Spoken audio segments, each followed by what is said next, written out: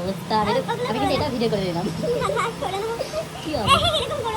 তো শুনলে তোমার ব্রাইডের কথা, আজকের ব্রাইড আমার মুখের উপরেই বলে দিল যে কোনো রকম ফটো ভিডিও করা চলবে না। যথারীতি আমার ব্রাইডের কাছ থেকে এমন কথা শুনে আমি তো জাস্ট পাগল হয়ে গেছি। আমার মতো যারা এই প্রফেশন থেকে বিলং করে তারা একমাত্র জানে যে কোনো ক্লায়েন্ট যদি ফটো বা ভিডিও করতে বারণ করে তার থেকে খারাপ লাগার আমাদের কাছে আর কিচ্ছু নেই। আমরা মেকআপ আর্টিস্টরা এত দূর দূরান্ত ছুটে ঘন্টার পর ঘন্টা দাঁড়িয়ে থেকে আমাদের ক্লায়েন্টদেরকে রেডি করি শুধু কয়েকটা ফটো আর একটা ভিডিও ক্লিপের জন্য, যাতে সেই নতুন কাজটা আমরা সোশ্যাল মিডিয়া আপলোড করতে পারি। আমার মতো অনেক মেকআপ আর্টিস্টই আছে যারা নিত্য নতুন কাজ সোশ্যাল মিডিয়ায় আপলোড করতে খুব ভালোবাসে, কিন্তু সেটা যদি ক্লায়েন্ট করতে বারণ করে দেয় তাহলে অন্যরা যেমন প্রেমে ছাকা খায় কষ্ট পায়, বিশ্বাস করো আমরা মেকআপ আর্টিস্টও তার থেকে দ্বিগুণ পরিমাণে কষ্ট পাই। তবে হ্যাঁ, আমাদের প্রত্যেকটা মেকআপ আর্টিস্টেরই দায়িত্ব আমাদের ক্লায়েন্টের স্পেশাল দিনে তাদের কথাটা মেনে চলা। কিন্তু তোমরা একটু আমাদের প্রবলেমটা বুঝো। তোমরা যদি আমাদের সাথে কোঅপারেট না করো তাহলে সেই জায়গায় দাঁড়িয়ে আমাদেরও ভীষণ খারাপ লাগে। তোমাদের অনেকেরই মনে এখন অনেক প্রশ্ন জাগে যে আমার ব্রাইড তো